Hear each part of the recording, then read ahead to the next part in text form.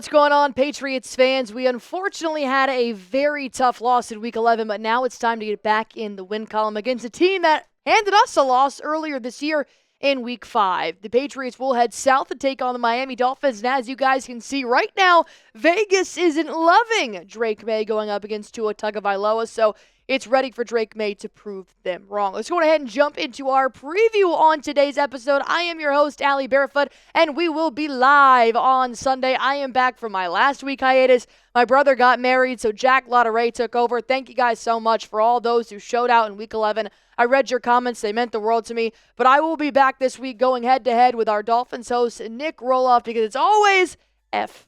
Rolly. And if you guys will be there for Week 12, go on ahead and do one thing for me. Hit that sub button so I can know who's going to be in attendance on Sunday afternoon, because I've got great things planned for you in our hour-long pregame up until kickoff.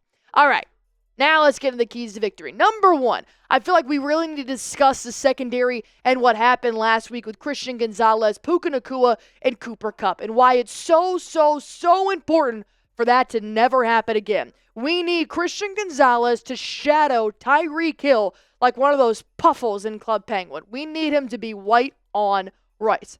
Because when you look at what Gonzo did when he was actually paired up with Puka and Cooper Kupp, who had a phenomenal game against the Patriots secondary in Week 11, when the Patriots played man-to-man on 16 of LA's 27 dropbacks, Gonzo covered Cooper Kupp or Nacua on 7 of 16 of those attempts. Rams passing with Gonzo on Kupp or Puka, 4 for 7, 36 yards, a 33% success rate.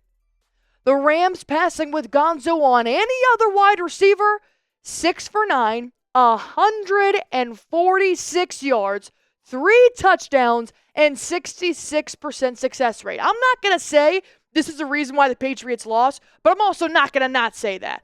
Gonzo needs to be paired up with Tyreek Hill the entire game. Because last game, they did this thing where they paired up Gonzo with Waddle. They sometimes paired him up with Tyreek Hill. But when he wasn't paired up with Hill, he had a freaking field day. 6 receptions on 10 targets with who? Tyler Huntley wasn't even Tua, 69 yards, and thankfully 0 tutties. This came in Week 5. We have now learned since Week 5. We learned in Week 11. And I'm blaming DeMarcus Covington, and I'm blaming Drake Maye because they know, the entire league knows how special Christian Gonzalez is. Tyreek Hill posted this on his Snapchat story after that Week 5 win over the Patriots. Number 0, I'll say it again, this young man got a shiny future. Hill knows that he had a lockdown game with Christian Gonzalez going one-on-one with him, which means you need to pair him up again if you want to prevent 66% success rate, 3 touchdowns, and 149 yards from Tua to Tyreek Hill. I'll take my chances with Waddle. I know Waddle could also have a big day. They've got numerous resources, but I'm worried about the fastest man in the NFL, personally. So before I hop any more keys to victories, go on ahead and predict your score in the comment section down below. My score prediction will be 20-16 with a Patriots win. Rolly, your score prediction for the Dolphins? Rolly's going to say 27-19 Dolphins win. So obviously, once again, F Rolly. All right, number 2 here, keys to victory, 0 interceptions for Maye. It has to be 0 turnovers for Drake Maye. We know that he has had some costly interceptions since he has started as a quarterback, and I have defended him, saying these are not problems. These are growing pains for Drake Maye. So the fact that he has thrown 2 interceptions on game-winning drives, it does leave a little sour taste in your mouth for sure. I do understand that. But I also do know that Drake Maye, it's not an issue right now until he continues to do this at least once a game. Then we really probably need to sit down and work on more target practice or work on more things for Drake Maye for accuracy. But right now, it just seems like a lack of communication. Maye has thrown 4 picks in 3 games, but he does have an average of 68.5% completion percentage in those last 3 games. So yes, while he does have 1 interception in Week 9, 1 interception in Week 10, 2 interceptions in Week 11, it stings, it sucks a little bit, but he's also completing almost 70% of his passes otherwise, so he's doing okay.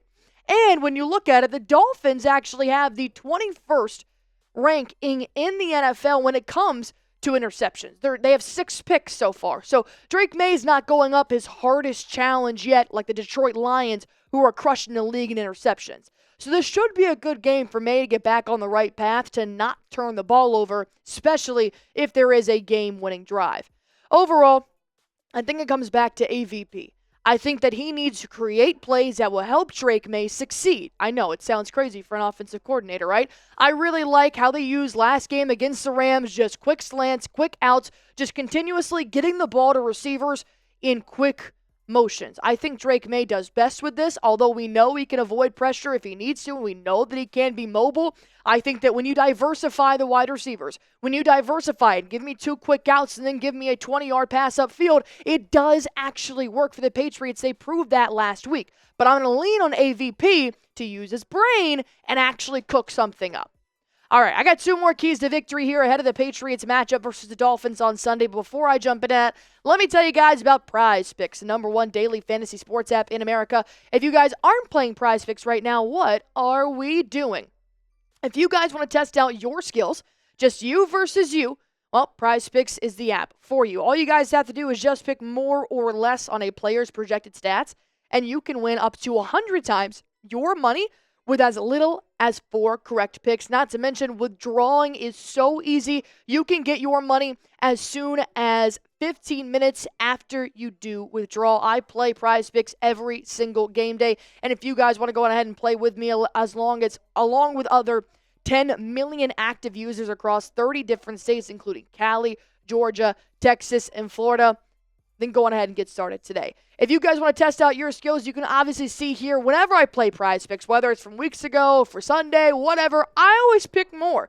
I have a superstition. I like to go more, gang. That's just how I play. You guys can find your style of your own by downloading the PrizePicks app using promo code CLNS. That'll get you $50 instantly when you play your first $5 lineup. Download the PrizePicks app. Use promo code CLNS for your first $50 instantly when you play your first $5 lineup. PrizePicks, run your game. Test your skills now by downloading that app and let me know how it's going. Number 3, this is kind of a more of obscure key to victory here, but it's also something that's kind of should be a chip on the shoulder of the New England Patriots, that you have to end Tua's streak.